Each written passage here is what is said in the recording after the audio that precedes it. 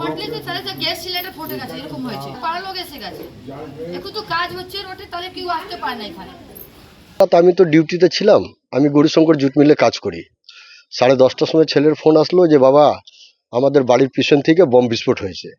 তা আমি জিজ্ঞাসা করলাম যে আমাদের মানে বাউন্ডারির ভেতরে হয়েছে না আমাদের বাউন্ডারির বাইরে হয়েছে?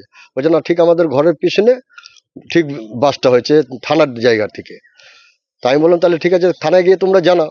থানায় গিয়ে জানিয়েছে, গিয়ে থানায় ছিল, বললো কি ঠিক আছে আমাদের বম এক্সপার্ট আসছেন, ওনারা সব ইয়ে করবেন। এরা কিন্তু ওই গুলিগুলো দেখেনি, যেটা কাঠিগুলো ছিল, স্প্রিং যেটা ছিল ওইটা। আমি 11টার সময় ডিউটি থেকে এসে ওইটা দেখলাম, দেখার পর আমি থানায় গেলাম। 12টা অবধি দাঁড়িয়েছিলাম, অফিসাররা কোনো অ্যাকশন নেয়নি, কোনো কিছু এই করেননি।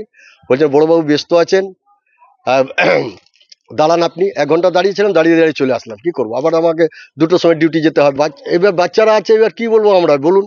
এবার ঘর আছে, যদি আমার ঘর পাঁচিল ভেঙে যেত, যদি কোনো অঘটন হয়ে যেত তখন কি হতো? হ্যাঁ, এটা তো খুব খারাপ না? আমরা তো আপনাদের থানা, আপনাদের তো আর বোঝা উচিত যে আমরা থানা একদম সাটিয়ে আছে আমাদের ঘর। যদি থানার পিছনে আমরা থেকে যদি আমরা নিজেকে সেফ যদি না পাই, তাহলে কোথায় থেকে লোকে সেফ পাবে বলুন?